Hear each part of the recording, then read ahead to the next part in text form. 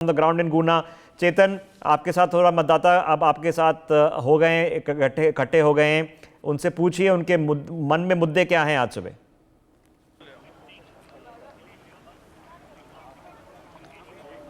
बिल्कुल, मेरे साथ कई मतदाता मौजूद हैं गुना लोकसभा क्षेत्र के। भाई साहब, वोट डालने आप आ गए, क्या सोचा था मन में और क्या बड़े मुद्दे इस बार? बड़ा मुद्दा लाडली बहना है, प्रधानमंत्री आवास है, राम मंदिर है, कई तरह के मुद्दे हैं, 370 धारा है। देश के हित में वोट डालने आए हैं। देश के हित में वोट डालने आए हैं। भ्रष्टाचार का एक बड़ा मुद्दा है आपकी लोकसभा इलाके में गूंज रहा है। तमाम राजनीतिक नेता, दलों के नेता भी इस बात को मंचों से कहते नजर आए हैं। भ्रष्टाचार बहुत चरम सीमा पे है और पहली बार में लोकल का प्रत्याशी है, इसलिए वोट डालने आए हैं। जब पहुंच तो जाएंगे पास में, लोकल का प्रत्याशी, दिल्ली थोड़ी जाएंगे हम मिलने उन्हें। क्या चल रहा था मन में, क्या सोच के आए थे वोट डालने? वोट डालना हमारा अधिकार है, इसलिए आए। राष्ट्र है तो धर्म हित में वोट डालेगा। राष्ट्र का मुद्दा काम करेगा इस बार? क्यों नहीं करेगा? क्षेत्र का मुद्दे और क्षेत्र, जब राष्ट्र होगा तो क्षेत्र तो अपने आप निपट जाएगा। जब राष्ट्र सुधर जाएगा तो क्षेत्र तो अपने आप सुधर जाएगा। जब मेरा घर मजबूत होगा तो भीतर की दीवार तो ऑटोमेटिक सही हो जाएगी। दादा, क्या सोच रहे हैं इस बार, वोट किस तरीके से देख रहे हो आप? राष्ट्र हित में वोट डालेंगे और चरम सीमा पे महंगाई है, इसलिए जो हमको उचित लगेगा उसको वोट डालेंगे।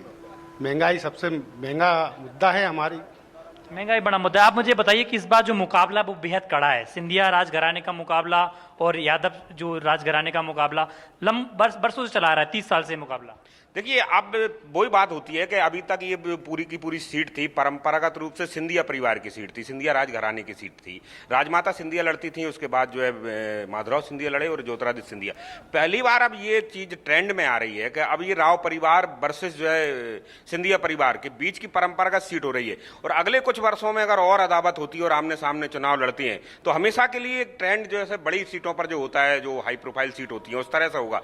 तो सिंधिया अपने आप में एक बड़ा फिगर है, केंद्र का मंत्री, और अकेले जो अभी 9 चुनाव मध्य प्रदेश में हो रहे हैं उसमें एकमात्र कैबिनेट मंत्री है। तो ये सीट हमेशा से ही इस वजह से चर्चा में रहती थी क्योंकि राज परिवार ने जिस तरह से यहाँ टेक ओवर किया था, और भले ही लोकतंत्र की तमाम सारी दुआई दी जाए, तमाम सारी बातें की जाए, मगर यहाँ के मतदाताओं ने एक दो मौके को छोड़ दिया जाए तो ज्यादातर महल के प्रति अपनी जो है सहानुभूति दिखाई है, उनको जो है सपोर्ट किया है।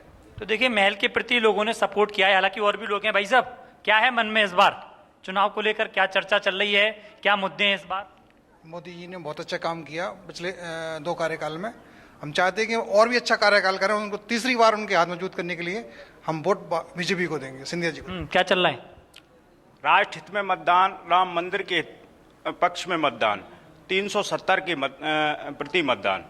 अगर राष्ट्र के हित में मतदान करेंगे तो बहुत अच्छा होगा, और राष्ट्र अगर मजबूत होगा तो अपन मजबूत हो। 2019 तक ये सीट आपकी राजघराने की सीट रही, लेकिन 19 के बाद ट्रेंड चेंज हुआ, जातिवाद हावी हुआ।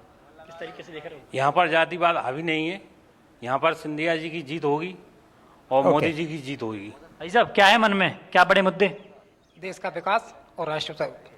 Okay, so from where you are standing in Guna, remember that is the seat that is represented by Jyotiraditya Scindia, has been represented by his late father before this, and he seems, from the people around there, they seem to be pretty much decided about which direction they're going.